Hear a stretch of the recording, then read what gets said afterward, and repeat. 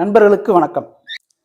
நாம கொஞ்ச நாள் முன்னால சாக்கோ சிப் குக்கீஸ் எப்படி செய்யறது அப்படின்ற tips and tricks video publish பண்ணியிருந்தோம். இப்போ இந்த வீடியோல அதே சாக்கோ சிப் குக்கீஸ் முட்டை யூஸ் பண்ணாம எப்படி செய்யறது, முட்டைக்கு பதிலாக என்ன ரீப்ளேஸ் பண்ணலாம் அப்படின்றது தான் இந்த வீடியோ.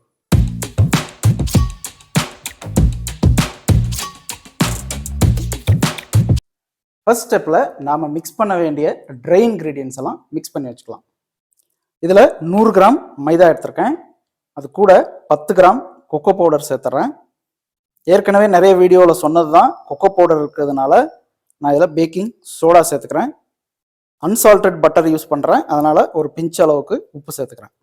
இப்போது ஒரு முக்கியமான இன்க்ரீடியன்ட் மிக்ஸ் பண்ண போகிறோம். அதை வச்சு தான் நாம் எக்கை ரீப்ளேஸ் பண்ண போகிறோம். இது பார்த்தீங்கன்னா நம்ம ஃப்ளாக்ஸ் சீடு இருக்கு இல்லையா, அந்த ஃப்ளாக்ஸ் சீடை நான் பவுடர் செஞ்சுருக்கேன். இப்போ இதை தான் எக்குக்கு பதிலாக ரீப்ளேஸ் பண்ண போகிறோம்.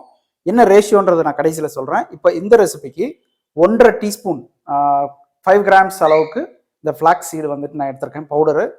இது கூட அப்புறமா மில்க்கும் சேர்க்க வேண்டியிருக்கும். ஏன் அப்படின்னா, இப்போ ஃப்ளாக்ஸ் சீடு எடுத்துக்கிட்டீங்க அப்படின்னா அதில் நிறைய ப்ரோட்டீன்ஸ் இருக்குது, அது நல்லதுன்னு உங்களுக்கும் தெரியும். அது வெளியில் பார்த்தீங்கன்னா ஃப்ளாக்ஸ் சீடில் ஒரு கோட்டிங் இருக்கும். அது ஒரு ஜெல்லி மாதிரி, அது மாய்ஸ்சரோட மிக்ஸ் பண்ணி ஹீட் பண்ணுறப்போ ஒரு ஜெல்லி மாதிரி ஃபார்ம் ஆகும்.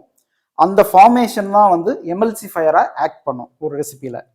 ஸோ அதனால தான் flax seed one of the ways. இது மட்டுமே வழிமுறை இல்லை, இன்னும் 2-3 மெத்தட்ஸ் இருக்குது எக் ரீப்ளேஸ் பண்ணுறது. அது இன்னொரு வீடியோவில் பார்க்கலாம். பட் ஃப்ளாக்ஸ் சீடு ஒரு மெத்தட். அந்த எமல்சிஃபிகேஷன் ஃபங்க்ஷனுக்காக இந்த ஃப்ளாக்ஸ் சீடு பவுடரை இந்த ரெசிபியில் எக் ரீப்ளேஸராக நாம் யூஸ் பண்ண போகிறோம்.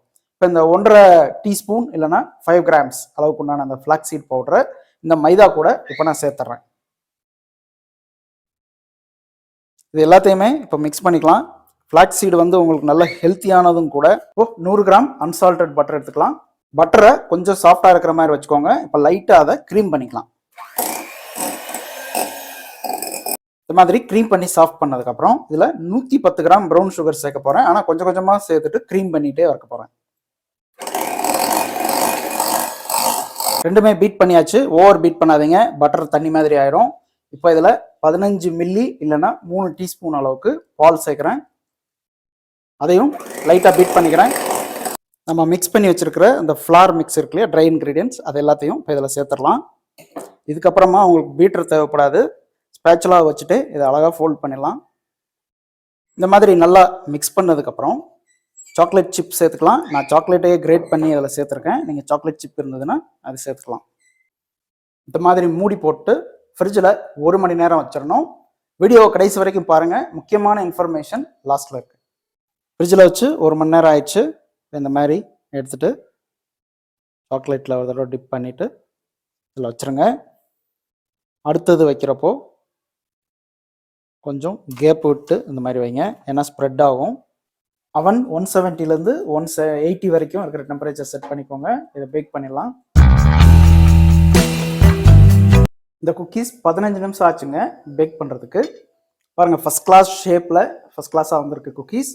எட்ஜில் கிறிஸ்பியாக உள்ள சூவியாக. உங்களுக்கு ஃபுல்லாகவே கிறிஸ்பியாக வேணும்னா இன்னொரு 2 நிமிஷம் பேக் பண்ணலாம். But this is perfect.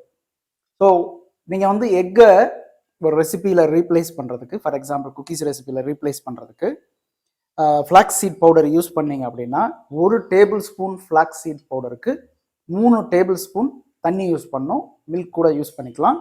அதுதான் ரேஷியோ. எல்லா ரெசிபிக்குமே ரீப்ளேஸ் பண்ண முடியுமானா முடியாது. குக்கீஸ் ரெசிபிஸ்க்கு யூஸ் பண்ணலாம். வெனிலா குக்கீஸ் மாதிரி பண்ணிங்கன்னா நேச்சுரலாகவே ஃப்ளாக்ஸ் சீடுக்கு கொஞ்சம் டார்க் கலர் இருக்குது. ஸோ அந்த கலர் லைட்டாக மாறுறதுக்கு சான்சஸ் இருக்குது. ஸோ அதை மைண்டில் வச்சுட்டு நீங்கள் ரெசிபிஸ் ட்ரை பண்ணுங்கள்.